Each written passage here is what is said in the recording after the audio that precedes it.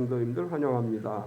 우리 서로 축복하겠습니다. 몸은 건강하게, 마음은 평안하게, 삶은 행복하게. 요즘 비가 많이 오지요. 시도 때도 없이 비가 오는 것 같은데 이제 5월 마지막 주 이제 한 주간 남았습니다. 이번 한 주간도 주님 안에서 건강하고 평안하고 행복한 하루하루 되시기를 축원합니다. 아멘. 오늘 주보에 실려 있는 인생을 바꾸는 질문. 하버드대 교육대학원장 라이언 교수는 하버드 졸업생들의 축사에서 인생에 꼭 필요한 5가지 질문에 대해 말했습니다. 첫 번째, 잠깐 뭐라고? 어떤 일의 결정을 내리기 전에는 반드시 문제를 제대로 이해하고 있는지 물어야 합니다. 두 번째, 왜 안 되는 거지? 문제를 발견했을 때 왜 그런 문제가 생겼는지에 대해서 묻는 것입니다. 세 번째, 이런 방법은 안 될까? 의견이 다른 상대나 문제가 있는 경우에는 먼저 최소한의 발걸음을 떼는 것이 중요합니다. 네 번째, 도와드릴까요? 남을 돕는 것은 중요하지만 어떤 방법으로 도와줄지 먼저 물으십시오. 다섯 번째, 진짜 중요한 게 뭐지? 새로운 결심을 하고 새로운 시작을 할 때마다 물어보십시오. 라이언 교수는 그러나 이 질문을 통해 얻고자 하는 것을 얻지 못했다면 처음으로 돌아가야 한다고 말했습니다. 말씀대로 살아가며 주님을 닮아가는 삶을 통해 원하는 것을 얻었다고 고백할 수 있습니까? 그렇지 않다면 나의 신앙과 삶을 돌아보고 내가 무엇을 위한 신앙생활을 하고 있는지, 무엇을 위해 기도하고 간구하는지 질문을 통해 돌아보십시오. 주님, 예수님의 사랑으로 만족하는 삶이 되게 하소서. 우리가 항상 질문을 해봐야 되지요. 우리 삶의 어떤 순간이 닥칠 때 순간적으로 내 감정에 결정하기보다 성령의 지혜를 구해야 됩니다. 성령께서 우리에게 오셔서 깨닫게 하시고 알게 하시고 결정하게 하시는데 오늘 성령 강림주일이죠. 우리가 이제 오순절이라고 이렇게 이야기하는데 예수님께서 부활하셔서 40일간 세상에 계시다가 승천하셨고 승천하시고 10일쯤 되어 제자들이 모여 기도하던 중에 성령이 임하는 역사가 일어났습니다. 성령이 임하신 날이다 해서 성령 강림절이라고 부르고 이때는 유대인들의 추수감사절인 7.7절 오순절이라고도 부르는데 성령이 임하심을 기념해서 우리가 통상 오순절이다 이렇게 표현을 합니다. 우리는 거의 안 지키는데 지지난주 목요일은 예수님 승천 기념일이에요. 사실 우리나라에서는 예수님 승천 기념일이라고 표현하고 지키는 교회들을 거의 못 봤는데 우리 미국 총회장인 랜디 레밀턴 목사님이 페이스북에 글을 남겼는데 예수님 승천 기념일에 대한 글을 남기셨어요. 그래서 우리가 잊고 있었는데 예수님 승천 기념일이 있다. 이제 그걸 우리 미국 총회장 랜디 레밀턴 목사님의 글을 통해서 발견하게 되는데 예수님께서 부활하시고 승천하신 뒤에 승천하시면서 제자들에게 말씀하죠. 너희는 몇 날이 못되어 성령으로 세례를 받을 것이니 예루살렘을 떠나지 말라. 예수님 제자들에게 있어서 사실은 이 시간은 굉장히 힘든 시간들이에요. 예수님이 십자가에 달려 돌아가시기 전에 겟세마네 동산에서 잡히신 다음에 부활하셨음에도 불구하고 이전과 같이 예수님이 제자들과 함께 있는 것이 아니라 예수님과 제자들은 따로 떨어져 있어야만 했고 예수님이 공생애 같은 기적을 나타내시거나 예수님이 앞장서서 제자들을 이끌어 주신 것이 아니고 예수님이 겟세마네에서 잡히신 순간부터 제자들은 예수님 부재 상황을 경험해야만 했습니다. 부활하신 예수님이 40일간 계셨음에도 불구하고 제자들이 느끼는 박탈감, 또 예수님 부재 상황으로 인해서 느끼는 여러 가지 힘든 상황들 속에 있었음을 알 수 있고 그런 가운데 예수님이 승천하시면서 부탁하신 대로 모여 기도하던 중에 성령이 임했고 이 성령 강림 사건은 제자들에게 있어서 약 50일간의 영적 산고의 시간이 끝나고 나서 새로운 시대가 열리는 사건이었다 이렇게 말할 수 있습니다. 오순절 성령 강림은 제자들에게 있어서 그리고 교회에게 있어서 새로운 시대의 시작이다 이렇게 말할 수 있습니다. 오순절 성령 강림으로 인해서 제자들은 지금까지와는 전혀 다른 모습으로 변화된 역사가 일어났고 새로운 교회 시대가 열리게 됐습니다. 오늘 2021년 성령 강림절에도 우리에게 새로운 의미가 있는 날이 되기를 기대합니다. 우리가 지금 코로나19로 인해서 2년 동안 힘든 시간들을 보내고 있는데 이런 힘든 시간들을 이겨내게 하시는 분이 성령이십니다. 성령께서 우리 가운데 오실 때 우리 속에 새로운 시대가 열리게 되고 하나님의 역사가 일어날 줄 믿습니다. 2021년 새로운 하나님의 역사를 기대하면서 말씀을 나누려고 하는데 요한복음 16장은 예수님께서 최후의 만찬을 나누시고 겟세마네 동산에 오르시기 전에 설교하신 부분에 해당하는 그런 내용입니다. 예수님께서 이제 최후의 설교라고 우리가 얘기하는데 그 설교 중에 죽으시고 부활하시고 승천하신 다음에 오실 성령에 대해서 말씀을 합니다. 예수님은 성령이 오시는 이유에 대해서 내가 아버지께로 가기 때문에 내가 부재한 상황, 예수님이 없는 상황에서 성령이 오셔서 너희를 도와주실 것이다. 예수님이 이렇게 말씀하셨습니다. 내가 가는 것이 너희에게 유익한 일이다. 내가 감으로 인해서 성령을 너에게 보내줄 것이고 성령, 너희에게 오실 성령은 보혜사이시다.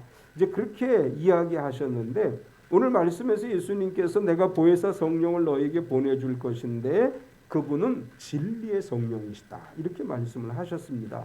오늘 진리의 성령님이라는 제목으로 말씀의 은혜를 나누려고 하는데 예수님께서 성령을 보내주심을 설명하기 전에 먼저 이렇게 얘기해요. 잘못된 섬김이 있다. 예수님이 최후 설교를 하시면서 앞으로 예수님께서 고난받으실 것, 또 제자들이 예수님 부재 상황에서 겪게 될 시련에 대해서 말씀하시면서 그들이 나를 십자가에 못 박아 죽이고 교회를 핍박하고 너희에게 고난을 가져다 주는 이유가 뭐냐? 하나님을 잘못 섬기기 때문이다. 하나님을 섬기면서 그들은 올바르게 섬기지 못하고 자신들이 하는 일에 대해 제대로 깨닫지 못하면서 이것이 하나님을 섬기는 일이라고 생각하게 될 것이다. 1절과 2절의 말씀을 보면 내가 이것을 너희에게 이름은 너희로 실족하게 하려 함이니 사람들이 너희를 출교할 뿐만 아니라 때가 이르면 물은 너희를 죽이는 자가 생각하기를 이것이 하나님을 섬기는 일이라 하리라. 요한은 예수님을 믿고 따르는 사람들을 출교시키기로 했다. 요한복음 9장에 그렇게 기록을 했습니다. 요한복음 9장은 나면서부터 앞을 보지 못하던 사람을 고치신 사건의 이야기를 기록하고 있는데 거기 요한복음 9장에서 예수님을 믿는 자들은 출교하기로 이미 결의했다. 그런 내용을 기록하고 있습니다. 예수님을 믿는 것 때문에 출교를 당한다는 것은 오늘날 우리의 표현으로 얘기하면 집단 괴롭힘, 집단 왕따를 얘기하는 거죠. 유대교에서 종교 공동체에서 몰아내고 이방인 취급을 해서 그 유대인 사회 속에서 함께 살아가지 못하게 하는 것, 그게 출교를 하는 거예요. 당시 유대 신앙 공동체 그들이 믿는 유대교에서 쫓아내는 게 아니라 삶의 모든 부분에서 소외시키고 왕따를 시키는 것이 출교라고 하는 것이고 또한 출교를 할 뿐 아니라 순교하게 될 것이다. 너희를 죽이면서까지 그들은 어떻게 생각하느냐? 이것이 하나님을 섬기는 일이라고 생각하게 될 것이다. 사도 바울도 그런 고백을 하죠. 자신이 교회를 핍박하고 성도들을 잡아서 옥에 가두고 죽이는 일에 앞장섰는데 나중에 뭐라고 고백했느냐 하면 그것이 하나님을 섬기는 일인 줄 알았다. 이렇게 고백을 해요. 잘못된 신앙으로 살아가면서 그것이 잘못인지 모르고 오히려 하나님을 잘 섬기는 것이라고 착각에 빠져 있었다는 것입니다. 성경에 대한 바른 이해가 없을 때 유대인들과 같이 또 예수님을 만나기 전에 바울과 같이 잘못된 열심으로 하나님을 섬기면서 그것이 진실한 믿음이라고 착각할 수 있다는 것입니다. 우리가 잘못된 신앙이, 잘못된 열심, 잘못된 섬김으로 하나님을 섬기는 것이 아니라 진리 가운데서 온전하게 바르게 하나님을 섬겨야 된다는 것을 예수님께서 강조하시고 있고, 그들은 자신들이 하는 일이 하나님을 섬기는 것이라고 착각하면서 살아가는데 왜 그렇게 했느냐? 아버지와 나를 알지 못하기 때문이라, 이렇게 말씀하십니다. 3절을 보면 그들이 이런 일을 할 것은 아버지와 나를 알지 못함이라. 교회를 핍박하는 게 하나님을 섬기는 일이라고 생각하면서 열심히 핍박을 했는데 그 이유는 뭐냐? 하나님에 대해 잘못 알기 때문이다. 요한복음 15장 21절에서도 이렇게 얘기하셨습니다. 그러나 사람들이 내 이름으로 말미암아 이 모든 일을 너에게 하리니 이는 나를 보내신 이를 알지 못함이라. 하나님을 알지 못하고 예수님을 알지 못하기 때문에 교회를 핍박하고 박해하고 그렇게 하면서 하나님을 위해서 올바른 신앙생활 한다라고 착각하고 있다는 것입니다. 당시 유대인들은 오랜 세월 동안 자기들이 만들어 놓은 하나님에 대한 기대, 그리스도에 대한 기대가 있었습니다. 그렇기 때문에 예수님이 오셔서 공생의 삶을 사실 때 그들이 원했던 그리스도가 아니기 때문에 예수님을 그리스도로 받아들이지 못합니다. 예수님에 대해, 그리스도에 대해, 하나님에 대해 올바로 알지 못하기 때문에 잘못 이해하고 있었고 그들의 믿음이 잘못된 길로 가고 있었고, 그래서 예수님을 십자가에 못 박아 죽게 만드는 결과를 가져왔고 제자들과 교회를 핍박하게 된다, 이렇게 말씀하시는 것입니다. 바울도 같은 고백을 했지요. 디모데전서 1장 13절에 보면 내가 전에는 비방자요 박해자요 폭행자였으나 도리어 긍휼을 입은 것은 내가 믿지 아니할 때 알지 못하고 행하였습니다. 바울이 이렇게 얘기해요. 나는 교회를 핍박하던 사람이고 비방하던 사람이고 폭행자였다. 근데 왜 내가 과거에 그렇게 했느냐? 알지 못하기 때문에 그렇게 한 것이다. 진리를 모르기 때문에, 성경에서 하나님의 뜻이 무엇인지를 알지 못하기 때문에 자기 멋대로 그렇게 행동했었다라고 바울이 고백을 합니다. 우리가 신앙생활을 하는 것은 올바른 지식에서부터 근거하는 것이죠. 우리가 하나님을 바로 알아야 되고 성경을 통해서 하나님이 무엇을 원하시는지를 분별할 수 있어야 됩니다.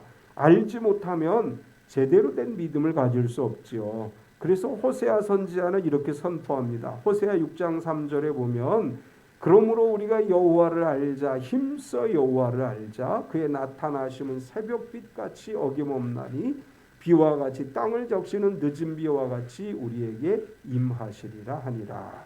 우리가 하나님을 알아야 돼요. 또 하나님의 뜻을 알기 위해서 말씀을 묵상하고 기도하고 바른 신앙 안에 살아가야 되는데, 우리로 하여금 하나님을 알게 하시는 분이 성령이십니다. 성령이 우리 가운데 오시면 하나님 말씀 안에서 하나님을 발견하게 되고 올바른 믿음으로 살아가게 된다, 이렇게 예수님이 말씀하시는 것입니다. 예수님께서는 너희가 핍박을 받게 되는 것은 잘못된 섬김 때문이다, 이렇게 말하고, 내가 십자가를 짊어지는 것도 유대인들이 아버지와 그리스도를 알지 못하기 때문이다, 이렇게 말씀하셨습니다. 그리고 제자들에게 앞으로 너희가 그때를 당하면 기억나게 하려 함이라, 이런 말씀을 하셔요. 4절을 보면 오직 너희에게 이 말을 한 것은 너희로 그때를 당하면 내가 너희에게 말한 이것을 기억나게 하려 하며 처음부터 이 말을 하지 아니한 것은 내가 너희와 함께 있었습니다. 예수님께서는 처음에 제자들을 부르시고 3년 동안 제자들을 데리고 다니시면서 앞으로 너희가 핍박을 당할 것이고 환난을 당할 것이고 죽을 것이고 이런 말씀을 초기에는 하지 않으셔요. 그러다가 이제 예수님이 십자가를 짊어질 시간이 다가오자 그때부터 말씀하시기 시작해요. 오늘 요한복음 16장의 상황도 어떤 상황이냐 하면 최후의 만찬을 마치시고 겟세마네 동산에 오르시기 전에 예수님이 말씀을 하시는 거예요. 그러면서 이렇게 말씀해요. 내가 지금 너희에게 이 말을 하는 것은 그때를 당하면, 여기서 그때라는 것은 핍박과 환난의 때를 얘기하는 거예요. 핍박과 환난을 당할 때가 되면 내가 너희에게 말한 이것이 기억나게 될 것이다. 내가 왜 처음부터 너에게 이 말을 하지 않았느냐? 내가 너희와 함께 있었기 때문이다. 아마 제자들이 처음에 예수님을 따라다닐 때 제자들에게 야, 너희들은 3년 지난 다음에 내가 십자가를 지고 죽을 것이고 그리고 너희가 핍박을 당하고 순교를 당할 것이다. 처음부터 이렇게 얘기했으면 제자들이 다 도망갔겠죠. 거기 남아있을 제자가 어디 있겠습니까? 예수님이 병자를 고치고 오병이의 기적을 행하시고 물 위를 걸으시고 물로 포도주를 만드시고 이런 것들을 보고 제자들은 막 흥분해서 예수님을 따라다니는 거예요. 예수님은 3년 동안 제자들을 훈련시키는 거예요. 앞으로 이제 성령이 임하신 다음에 교회 시대가 오게 될 때 그들이 교회를 이끌어 가야 되기 때문에 3년 동안 훈련을 시키시는데 그때는 이 말씀을 하지 않았다는 거예요. 그때는 너희가 처음부터 내가 이 말을 하지 않은 이유는 내가 너희와 함께 있었고 또 너희가 훈련을 받아야 되기 때문에 내가 그런 말을 하지 않았다. 그러나 이제 내가 십자가를 질 시간이 다가왔고 이후로 너희가 출교를 당하고 핍박을 당하고 환난을 당할 것이기에 이제 내가 이런 일들을 너에게 이야기할 것이다. 그런데 중요한 게 뭐냐 하면 그때가 되면 핍박을 받는 상황이 되면 내가 지금 한 말을 너희가 기억하게 될 것이다. 지금 한 말을 기억하게 된다는 이야기는 그 핍박의 상황 속에서 하나님의 뜻을 분별하고 하나님의 교회를 세워가고 그런 상황 속에서 더 열정적으로 복음을 전하게 하기 위해서 이런 말들이 생각나게 될 것이다. 그런데 이 말들이 생각나게 하시는 분은 바로 성령이십니다. 우리가 성령 충만을 받아야 될 이유가 뭐냐? 그분은 생각나게 하시는 분이에요. 우리로 깨닫게 하시는 분이에요. 우리로 믿게 하시는 분이십니다. 따라서 예수님께서 너희가 잘못 믿음 가진 유대인들에게 고난과 핍박을 당하겠지만 그때가 되면 성령이 너희에게 오셔서 무엇이 진리인지를 알게 하시고 무엇이 하나님을 섬기는 것인지를 깨닫게 하셔서 하나님 뜻대로 살아가게 할 것이다. 예수님은 그렇게 이야기하시면서 두 번째로 이런 말씀을 하셨어요. 내가 떠나가는 것이 너희에게 유익이라. 예수님은 본격적으로 고난과 죽으심을 앞두고 제자들이 이제 예수님께서 부재한 상황에서 고난받을 것을 아시면서 뭐라고 말씀하셨느냐 하면 내가 이제 너희를 떠나가게 될 거야. 내가 너희를 떠나가게 되면 내가 떠나가는 것은 내가 없기 때문에 너희를 더 힘들게 하는 것이 아니고 내가 떠나감으로 인해서 오히려 너희에게 유익이 있을 것이다. 이렇게 말씀을 하십니다. 예수님께서 내가 떠나가는 것이 너에게 유익이라고 말씀하시면서 내가 떠나가면 보혜사를 너희에게 보내리라. 이렇게 말씀을 하셨어요. 5절에서 7절까지를 보면 지금 내가 나를 보내신 이에게로 가는데 너희 중에서 나더러 어디로 가는지 묻는 자가 없고 도리어 내가 이 말을 함으로 너희 마음에 근심이 가득하였도다. 그러나 내가 너희에게 실상을 말하노니 내가 떠나가는 것이 너희에게 유익이라. 내가 떠나가지 아니하면 보혜사가 너희에게로 오시지 아니할 것이요 가면 내가 그를 너희에게로 보내리니. 예수님께서는 이 설교가 진행되어지던 14장에서 이렇게 말씀하셨어요. 내가 가서 너희를 위하여 처소를 예비하러 가겠다. 그리고 처소를 예비하면 다시 와서 너희를 나 있는 곳으로 영접하겠다. 요한복음 14장에서 예수님 그렇게 말씀하셨습니다. 예수님께서 내가 떠나가겠다라고 이야기했는데 그런데 제자들은 그 말씀을 이해하지 못하는 거예요. 예수님이 내가 가서 너희를 위해 처소를 준비한다. 이 말의 의미를 이해하지 못했습니다. 오히려 예수님이 떠난다는 말에 근심하고 있었습니다. 그래서 예수님은 뭐라고 말씀하셨느냐 하면 너희는 내가 간다고 했을 때 어디로 가십니까? 라고 묻는 게 아니라 떠난다는 말, 내가 너희를 떠나간다는 말 때문에 자꾸 걱정하고 근심하고 있는데 그런데 내가 떠나가야 보혜사가 너에게 올 것이다. 이렇게 말씀하십니다. 내가 계속 머물러 있으면 보혜사가 오시지 않고 내가 떠나감으로 인해서 내가 아버지께로 감으로 인해서 너희에게 보혜사를 보내주실 것이고 예수님이 부재 상황에서 보혜사가 오셔서 너희를 도우실 것이다. 이제 보혜사라는 표현은 요한복음에 등장하는 특징적 표현이죠. 보혜사라고 하는 말은 파라클레토스라고 하는 헬라어를 사용하는데 이 말은 돕는 분, 돕는 자 그런 뜻으로서 우리말 표현으로 한다면 변호사와 같은 의미를 갖습니다. 성령은 우리를 변호해 주시는 분이시고 성령은 우리를 도와주시는 분이신데 예수님께서 이렇게 말씀하신 거예요. 내가 승천함으로 인해서 세상에 성령이 오실 것이고 그분은 너희 한 사람 한 사람 속에 들어가서 너희의 보혜사가 돼서 너희를 도와주실 것이다. 우리는 오늘도 보혜사 성령의 도움을 받아 살아가는 성도들입니다.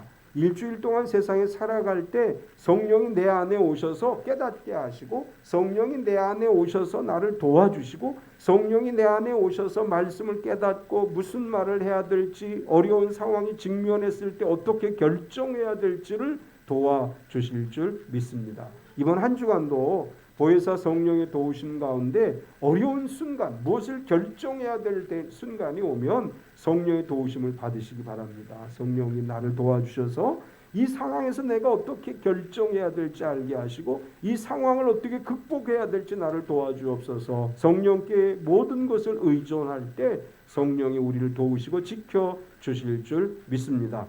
예수님께서는 승천하신 뒤에 오실 보혜사 성령님은 책망하신다 이렇게 말씀을 하셨어요.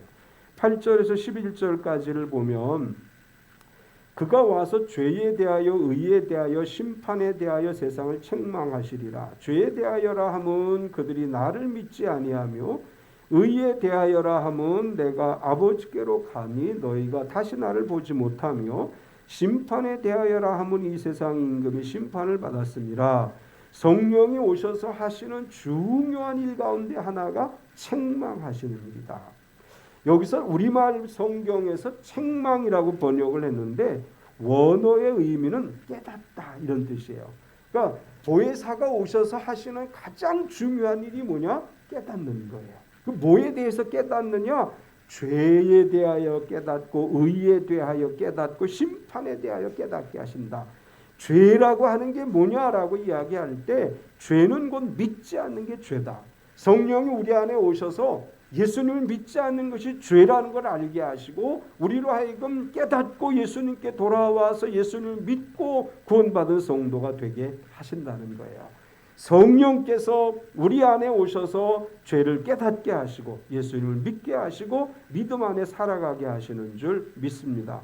우리의 가족 가운데 우리 형제자매 우리 부모 형제 가운데 자녀들 뭐 조카들까지 우리 온 가족 중에 아직 예수를 믿지 못하는 사람들 속에 성령이 들어가셔서 깨닫게 하시고 예수님 앞에 돌아오는 역사가 일어나게 하실 줄 믿습니다.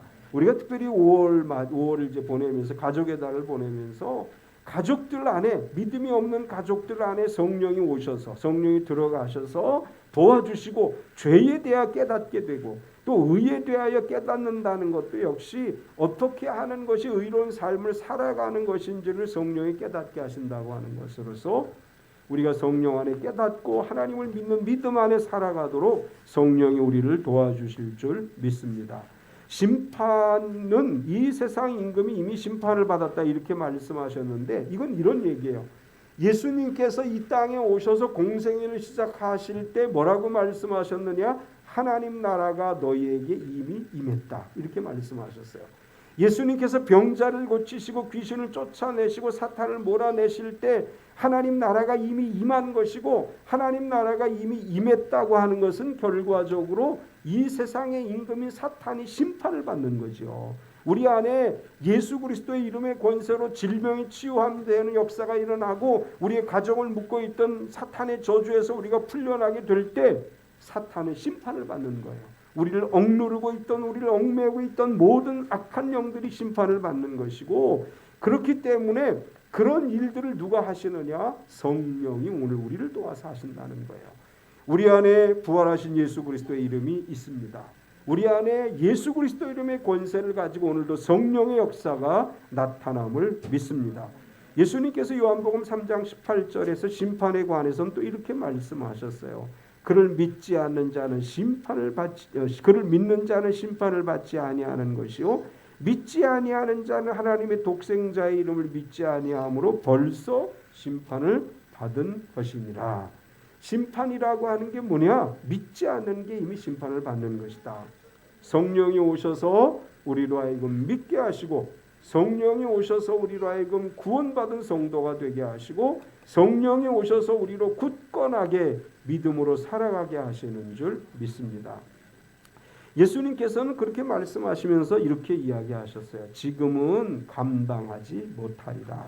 여기 제가 괄호하고 성령이 오시면 감당하리라 이렇게 설명해 놨는데 12절을 보면 내가 아직도 너희에게 이를 것이 많으나 지금은 너희가 감당하지 못하리라.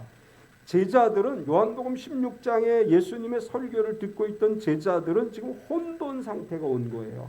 예수님께서 내가 떠나갈 것이다, 내가 떠나가야 너에게 유익이고 성령이 오실 것이다, 이런 말들을 이해할 수 없었어요. 예수님이 하시는 이 말씀들을 받아들일 만한 준비가 전혀 되어 있지 않았습니다. 우리가 복음 마태, 마가, 누가, 요한복음에서 예수님의 부활 사건 이후의 제자들의 모습을 보지요. 제자들은 부활하신 예수님이 부활하셨음에도 불구하고 여전히 그들이 갈등하고 두려워하는 것을 보게 되는데, 예수님은 이렇게 제자들이 아직 심리적으로 준비가 되지 않아서 모든 걸 감당하지 못하게 된다, 감당할 수 있는 상황이 아니라는 걸 아셨어요. 따라서 예수 이렇게 말씀하시는 거예요. 지금 내가 이야기하는 거 너희 감당하기 어려울 거야. 못 알아들을 거야. 앞으로 이런 성령이 오시기까지 약 50일 동안 너희가 내가 부재한 상황, 내가 없는 것 같은 상황을 직면하게 될 것인데, 내가 지금 무슨 말을 해도 너희가 그 상황에서 감당하지 못할 것이다. 이렇게 말씀하시면서 그러나 성령이 오시면 너희가 모든 걸 감당할 수 있으리라고 말씀하십니다. 성령이 우리 가운데 오셔야 될 이유는 성령이 돕지 않으시면 우리가 아무것도 할 수 없기 때문이에요. 성령이 우리에게 오셔서 우리를 성장하게 하시고 우리로 하여금 믿음 안에 살아가게 하시고 하나님의 영광을 위해 쓰임받는 삶을 살아가게 하시는 줄 믿습니다. 우리가 성장하는 그리스도인이 되어야 되죠. 예수님을 교회를 오래 다니는 것보다 더 중요한 건 뭐예요? 성장하는 그리스도인이 되어야 돼요. 너희는 그리스도의 장성한 분량에 이르도록 자라가라 이렇게 말씀하시고, 너희는 젖이나 먹는 어린아이가 되지 말고 단단한 음식을 먹는 그리스도인이 되라 이렇게 말씀하고 있어요. 장성한 분량에까지 자라는 그리스도인이 되기 위해서 우리 성령 충만해야 됩니다. 성령이 우리 가운데 오셔서 우리로 하여금 성령 안에 살아가게 하시고, 또 우리가 감당하지 못하는 것들도 성령이 오시면 능히 감당하게 하시고, 성령 충만한 성도는 내게 능력 주시는 자 안에서 모든 것을 할 수 있는 믿음으로 승리하는 삶을 살아가게 될 줄 믿습니다. 세 번째로 예수님은 진리의 성령님이라고 말씀을 하시는데, 내가 가는 것이 너희에게 유익이다. 그리고 너희에게 오실 성령, 보혜사 성령은 너희를 깨닫게 하시고 너희를 도와주시는데, 이제 그 너희를 도와주시는 성령은 진리의 성령님이시다.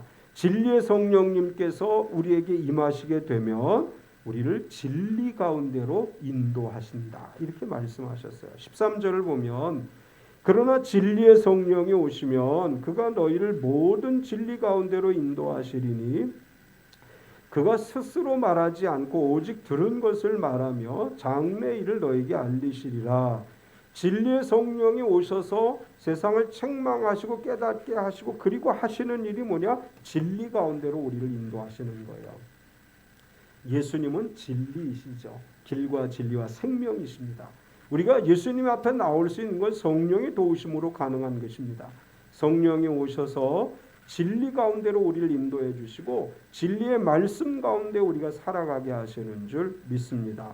또한 성령은 우리에게 오셔서 장래일을 알게 하신다. 13절을 다시 보면 그러나 진리의 성령이 오시면 그가 너희를 모든 진리 가운데로 인도하시리니 그가 스스로 말하지 않고 오직 들은 것을 말하며 장래일을 너희에게 알리시리라. 우리가 성령 충만함을 받을 때 성령은 우리에게 장래일을 알게 하십니다. 이걸 우리가 예언의 은사라고 해석하기도 하죠.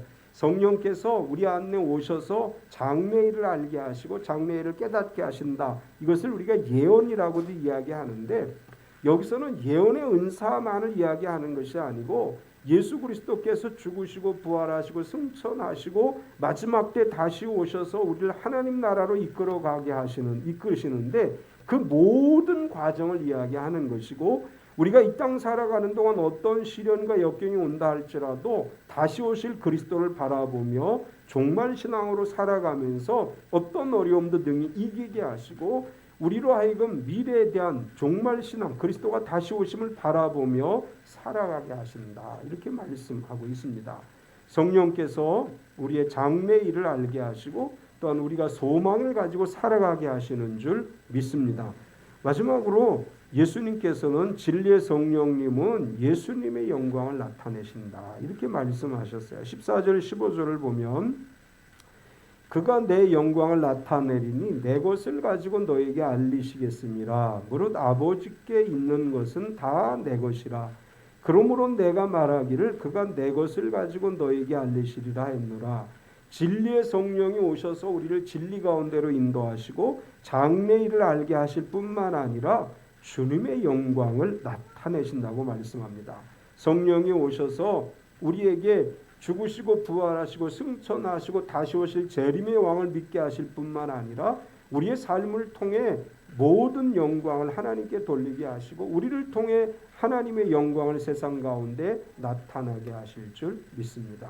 우리가 성령 충만한 그리스도인으로 살아갈 때 우리를 통해 그리스도의 영광이 나타나게 돼요. 우리를 통해 하나님의 영광이 나타나게 되고 하나님의 살아계심이 증거되어지는 역사가 일어날 줄 믿습니다. 성령 충만한 성도는 주님께 영광을 돌리기 위해 손을 드는 사람들이고 성령 충만한 성도는 하나님께 영광을 돌리며 은혜의 보좌 앞에 나아가는 사람들이고 성령 충만한 그리스도는 하나님의 영광, 주님의 영광을 나타나며 예배하는 사람인 줄 믿습니다. 예수님은 내 것을 가지고 너에게 알리시리라 말씀하셨는데 진리의 성령이 오셔서 생각나게 하시고 깨닫게 하시고 알게 하시고 믿음에 견고하게 서서 주님의 영광을 드러내는 삶을 살아가게 하실 줄 믿습니다. 2021년 성령 강림절을 맞이해서 진리의 성령이 내 안에 오셔서 나를 진리 가운데 인도하시고 장래일에 대한 소망을 품고 살아가게 하시고 어떤 어려움 속에서도 이 모든 것들을 극복하고 이겨내게 하시고 마침내 주님의 영광을 드러내게 하실 줄 믿습니다.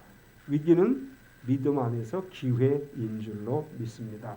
코로나19의 이 위기가 우리 모든 성도들에게 기회가 돼서 하나님께서 우리 가운데 일하심을 세상 가운데 증거하고 성령이 우리를 도우심을 세상 가운데 증거하는 기회가 되고 하나님의 영광을 나타내는 삶이 되시기를 축원합니다.